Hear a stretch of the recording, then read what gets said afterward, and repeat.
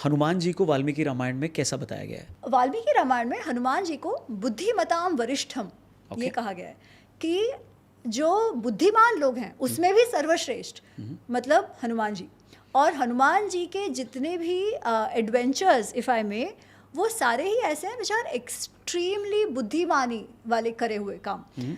हनुमान जी सुग्रीव के बहुत ही loyal minister हैं, वो श्री राम के प्रति भी लॉयल हैं, पर जनरली हम जिस रूप में उनको देखते हैं वो भक्त वाला रूप वो है। छाती उन्होंने फाड़ी थी? Not in Valmiki Ramayana. Okay. Valmiki Ramayana में वो छाती फाड़ने वाला भाग नहीं है। ओके।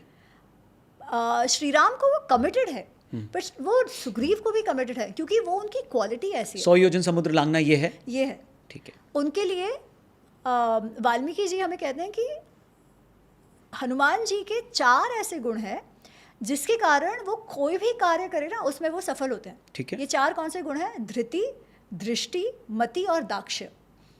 दृष्टि, विजन, हम जो कहते हैं ना लॉन्ग टर्म विजन, जो हम लीडरशिप में बात करते हैं कि भाई कब क्या करना चाहिए, आगे क्या हो सकता है, 2 कदम आगे का सोचना, वो दृष्टि उनमें है।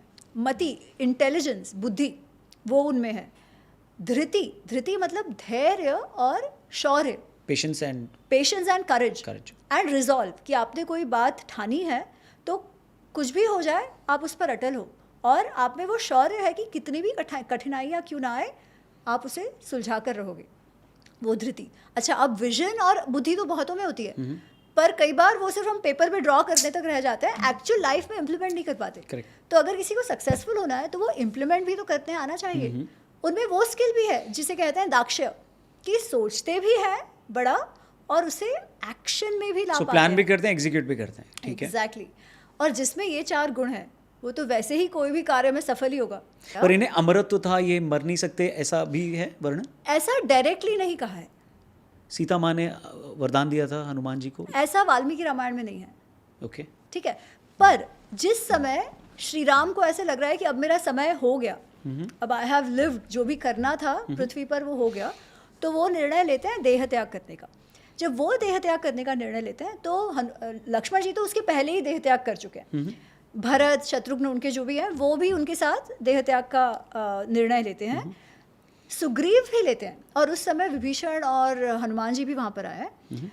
तो हनुमान जी को श्री राम कहते हैं कि तुम मत करो, तुम यहीं रहो और तुम रामायण का प्रचार करो। तो वो उनको कहा गया है। तो हाँ, हम ये कह सकते हैं कि आज भी जहाँ जहाँ राम तत्व है वहाँ हनुमान तत्व तो है ही है। तो ये उनको कर्तव्य दिया गया था। मतलब आज भी कहते हैं कि जहाँ राम कथा होती है हनुमान जी आते हैं। करेक्ट। और ये श्रद्धा की बात है और इसमें मानने में कोई हर्ज नहीं है। मैं केवल इतना कहूँगी कि हनुमान जी का जो भक्त रूप हम देखते हैं वो तो सुंदर है, अच्छा ही है, परंतु हनुमान जी का जो कार्य साधक रूप है, जो एम्बेसडर रूप है, जो बुद्धिमानी वाला रूप है, जिस प्रकार सुंदर कांड में वो अपना बुद्धि का प्रयोग करते हैं, वो जानना भी अत्यंत आवश्यक है। बिकॉज भक्ति तो महत्वपूर्ण है, पर रियल लाइफ में लीडर को कैसा होना चाहिए वो भी हम हनुमान जी से सीख पाते हैं। तो आज के टाइम में ऐसा कोई एविडेंस है जहाँ से ये पता लग सके कि हनुमान जी और विभीषण जीवित हैं या कहीं देखे गए हैं? कभी आपने कोई ऐसा किस्सा सुना है? मैं उसमें ज़्यादा रस नहीं लेती। ओके। क्योंकि मेरे लिए जो वाल्मीकि जी ने कहा है और जो उससे सीखने का है, that is enough for me to believe that these were great people and I have lots to learn from them. उसके बाद आज है नहीं है उससे मुझे कोई फर्क नहीं पड़ता। ठीक है। हनुमान जी मंकी रूप में थे, वानर रूप में थे? ये वानर का जो डिस्क्रिप्शन वाल्मीकि जी देते हैं वो है वानरः वनचारिणः। वानर मतलब वो जो वन में विचरते थे। ठीक है। ठीक है। अब उनका जो फिजिकल डिस्क्रिप्शन है उसमें तो वो थोड़ा सा कपी वाला है कि वो पूंछ उनको है, परंतु उनकी जो भाषा है, जैसे हनुमान जी को तो बहुत क्लियरली ये बताया गया है कि उनको संस्कृत आती है। अच्छा। ठीक है। अब कौन से मंकी को संस्कृत आती है? ठीक है। हनुमान जी को संस्कृत भी आती है। हनुमान जी की वाणी जब पहला हनुमान जी और श्री राम की जब पहली मुलाकात होती है पंपा सरोवर के पास, तब वो जानते नहीं है एक दूसरे को। हनुमान जी नहीं जानते कि श्री राम कौन है, श्री राम नहीं जानते कि हनुमान कौन है, वाल्मीकि रामायण के अनुसार। ठीक है। वाल्मीकि जी जो हमें कह रहे हैं उस अनुसार वो दोनों जानते नहीं है कौन कौन है। हनुमान जी ये परीक्षा देखने आए होते हैं कि इनको कहीं वाली ने तो नहीं भेजा है। ठीक है। तो वो आकर जब वार्तालाप करना शुरू करते हैं लक्ष्मण जी और श्री राम से, तो श्री राम उनकी वाणी से, उनके शब्दों से इतने इम्प्रेस हो जाते हैं कि वो लक्ष्मण को कहते हैं कि अरे तुम इसकी वाणी तो देखो, जो तीनों वेद का जिसने अध्ययन ना किया हो वो ऐसी वाणी बोल ही नहीं सकता। अब ये तो मनुष्य ही हो सकता है ना। इसका व्याकरण कितना करेक्ट है, करेक्ट, वो ग्रामर की बात कर रहे हैं। Right. इसकी बॉडी लैंग्वेज देखो, इसका टोन देखो, जो शब्द का ये प्रयोग कर रहा है वो देखो। मतलब he is talking about somebody who is very learned, जिसको संस्कृत भी आती है, जिसको Right. व्याकरण भी आता है। अब ये, या तो आप कहोगे उस समय मंकी सारे ऐसे थे, दैट इज वन थिंग।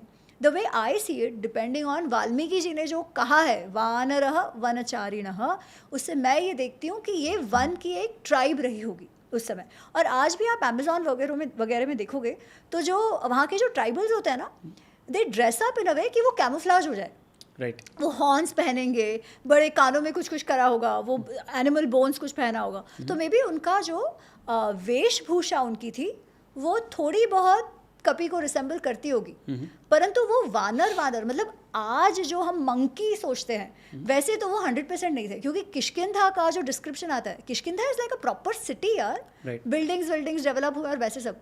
जिस प्रकार वहाँ की जो लेडीज़ हैं उनका जो डिस्क्रिप्शन आता है वो सारी भी कैसे है, मस्त, दे हैव ड्रेस्ड अप, अलंकार है, ये है वो है। तो ये आपको कोई आज के मंकी जैसा डिस्क्रिप्शन तो नहीं है, नहीं मिलेगा। तो in my mind these were tribes, human tribes.